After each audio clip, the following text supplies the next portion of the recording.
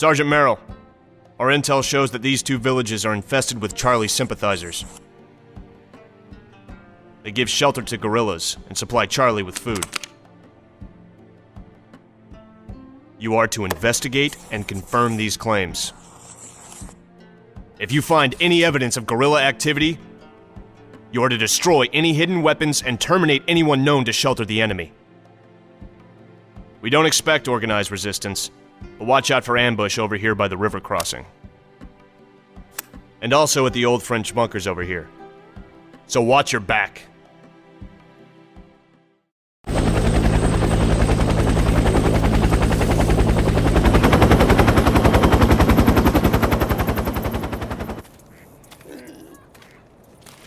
Looks like this is where Charlie went once we pushed him out of that veal. That's right. The ever-so-neutral Cambodia. Always happy to welcome a VC or two. I had just about enough of chasing Charlie through the bush. All right, ladies, cut the chatter. Let's move out. We gotta march through the boonies all day.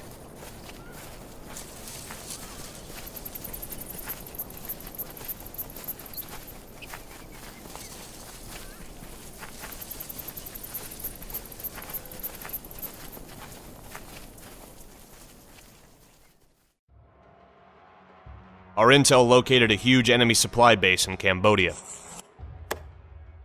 It is protected by NVA troops. They are well trained and much better equipped than the Viet Cong.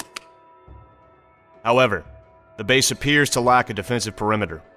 We think the approaches must be mined. We recommend ingress along these paths, here and here. You are to infiltrate the base and cause maximum carnage. Your primary targets are the fuel storage, the ammo store, and the supply depot. Place explosive charges at each of these, trigger them remotely from a safe distance, and get the hell out of there. If you are spotted before you trigger the explosives, expect all hell to break loose. They will most likely call for reinforcements. That will make your mission much more difficult, and extraction nearly impossible. The recommended extraction point is here. Other than that, improvise. We have complete confidence in you.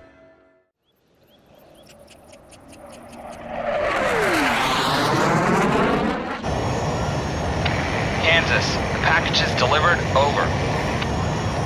Roger that, Hawk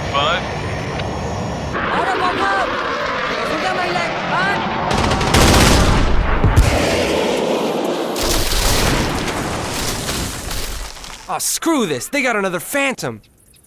Shut up, Dylan. These are the AAA we gotta hit. Roger that, boss. Fine. Let's blow these mothers.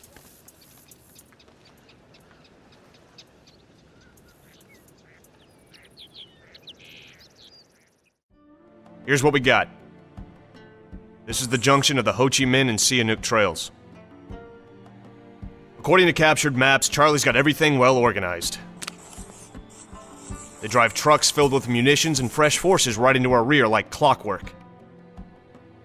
Our flyboys won't go near the junction since it's a hornet's nest of anti-aircraft defenses. Fortunately, we have a detailed, up-to-date map of their location. Your primary objective is to destroy them. You have to act hard and fast. As soon as the first explosion is triggered, the entire area will come down on your ass. Unless you encounter any surprises, use this pass to get out of the area. Any questions? Dismissed!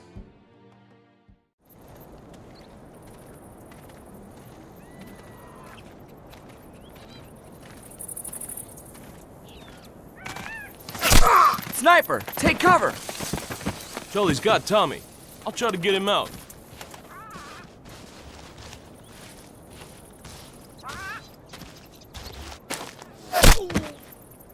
Goddamn sniper! He'll keep on drawing us out and killing us off one by one.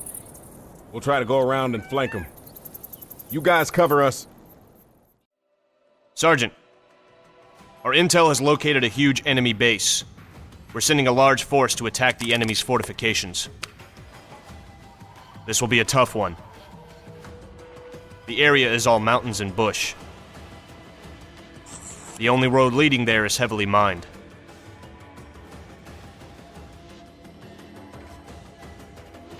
Minefields cannot be cleared by conventional means since the entire area is littered with enemy machine guns. You are to link up with a recon unit that's waiting for you in this sector. Your orders are then to flank the enemy and destroy all machine gun bunkers in this area here. You can either call in fire missions with their coordinates or improvise something on the spot. Once the MGs are gone, we can deal with the minefields and send in the cavalry. While we demine the area, go deeper into the enemy rear. Don't snicker! Charlie has his HQ right here. That'd be your primary target. Eliminate anyone there, especially any officers. Take care not to destroy any valuable intel that's sure to be stored at the HQ. We have some aerial photos that show what appears to be helicopter landing pads and several positions which can be used to house artillery or mortars. If you come across any of these objects, try to take some time out of your busy schedule to destroy them.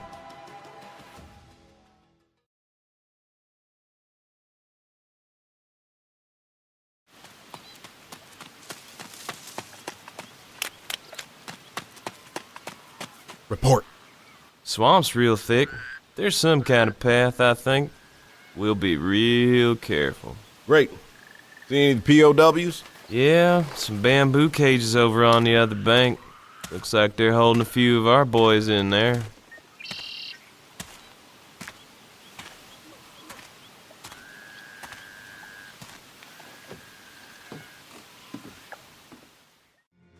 Good work, Sergeant.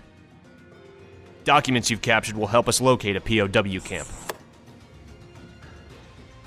Not only do we have the coordinates, we also have the list of all our boys being held there.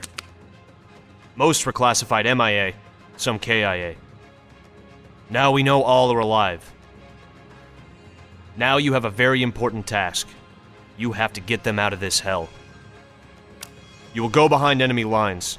If everything goes as planned, you will approach the POW camp from the west passing through a swamp. You'll then have to eliminate the camp's guards. Look for and liberate any POWs. Take them to the extraction point here. Remember that the area has many additional enemy bases in close proximity. If alarm is raised, you will have much more than just a few guards to deal with. Expect heavy reinforcements to roll in very quickly.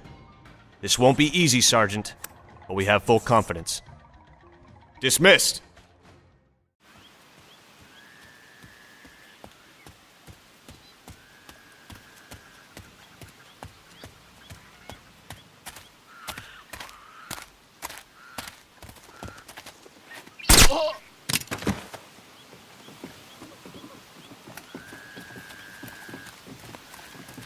You? Are you here to get us out? You bet. Leave no man behind, remember? Sergeant, we're a bit out of shape, but we'll do anything to split this place. The war was over for the POWs rescued from the camp near Hanoi. A few short weeks later, they returned to their families. The war was also over for Merrill's men. Corporal Walsh was honorably discharged the same year. He and a few other Vietnam vets formed a motorcycle gang with Walsh as the leader. The bikers smuggled weapons and drugs and dabbled in other illegal activities. Sergeant Armstrong stayed in Vietnam until 1970 when he was wounded in action. He got his Purple Heart and discharge papers the same week. There were some reports that a famous Soviet sniper had been sent in the area and hunted for Armstrong. He almost got him. PFC Dillon was killed in action during Phase 2 of the Tet Offensive in 1969. It happened just a few hours after he gave a lengthy interview on national TV. It was aired posthumously. Corporal Kirby stayed true to his hobby even after he was discharged. He continued to blow things up stateside, demolishing old buildings all across the country. John Merrill stayed in Nam all the way until 1973. The political situation being what it was, he had to leave the army as well. However, a man of his skills does not stay unemployed for long. By early 1974, John was running a training camp for a private corporation in continental US. Graduates of his camp continue to work around the world to this day.